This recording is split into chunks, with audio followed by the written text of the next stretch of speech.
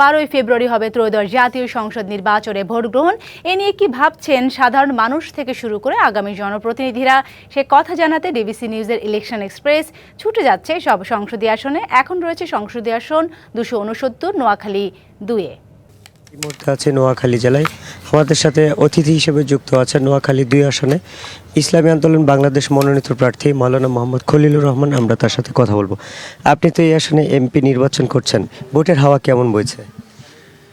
যাক, আমি প্রথমেই নোয়াখালী 2 আসনের সর্বস্তরের জনগণকে জানাই ইসলামী আন্দোলন বাংলাদেশের পক্ষ থেকে আন্তরিক মোবারকবাদ ও শুভেচ্ছা। আলহামদুলিল্লাহ, ভোটের হাওয়া তো এখন খুব জোরালোভাবে বইতে শুরু করছে। সকল প্রার্থীরা মাঠে আছে, জনগণ ও ভোটাররা আমাদেরকে নিয়ে বিশ্লেষণ করছে। প্রচারণা চালাতে গিয়ে কোনো বাধার মুখে আপনি অথবা আপনার কর্মীরা পড়েন কিনা? না, আলহামদুলিল্লাহ এখনও পর্যন্ত পরিবেশ সুস্থ শান্ত আছে। এখনও পর্যন্ত এরকম কোনো বাধার শিকার আমরা হইনি। আপনি যে ভোটারদের কাছে যাচ্ছেন তারা আপনাকে কি বলে, কেন আপনাকে অ্যাকসেপ্ট করে? দেখেন, ভোটাররা দীর্ঘদিন ধরে পরিবর্তন চাচ্ছে। কারণ প্রথমত হলো যে গত 15 বছর ভোট দিতে পারে নাই, এখানে অধীর আগ্রহে একটা সুষ্ঠু নির্বাচনের তারা প্রত্যাশা করে।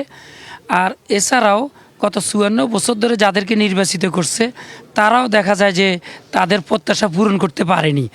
আপনি যে পরিবর্তনের কথা বলছেন, কি পরিবর্তন করবেন যদি আপনি নির্বাচিত হন? আমি পরিবর্তন করব ওই বর্তমান যে সংস্কৃতি আছে সে সংস্কৃতির পরিবর্তন করব। অতীতে যারা নির্বাচিত হয়েছে তারা এই দেশের মানুষের অধিকার প্রতিষ্ঠা করতে পারে নাই, আমি সে অধিকার প্রতিষ্ঠা করব। আমি জনপ্রত্যাশার পূরণ করব ইনশাআল্লাহ। নারীদের জন্য বার্তা কি এবং অন্য ধর্মের মানুষের জন্য বার্তা কি? দেখেন, নারীদের ইসলামের সবচেয়ে নারীদেরকে উত্তম সবচেয়ে বেশি অধিকার দিয়েছে। যুগ যুগ ধরে নারীরা যে দেশে ইসলাম প্রতিষ্ঠা ছিল, নারীরা শান্তিতে ছিল, মানবিক মর্যাদা নিয়ে বেঁচেছিল, সম্মান নিয়ে বেঁচেছিল।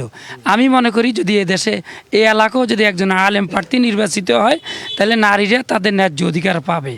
এক কথাই বলবেন, যদি নির্বাচিত না হন তাহলে কিভাবে কাজ করবেন? নির্বাচিত না হলো, আমি নির্বাচিত আগে হই নাই, এরপরও আমি কিন্তু করোনার সময় জনগণের পাশে ছিলাম। এখানে যখন বন্যা ছিল তখন জনগণের পাশে ছিলাম। আমি সবসময় জনগণের পাশে ছিলাম। আমি নির্বাচিত না হলেও জনগণের পাশে থাকবো। আমাদের সাথে যুক্ত হওয়ার জন্য আপনাকে অসংখ্য ধন্যবাদ। সিএসআরএম ডিবিসি ইলেকশন এক্সপ্রেস আজ আরও কিছুক্ষণ থাকবে এই জেলায়। পরবর্তীতে নতুন কোনো প্রার্থী নিয়ে আপনাদের সামনে আবারও হাজির হব। ততক্ষণ আমাদের সাথে থাকুন, ভালো থাকুন।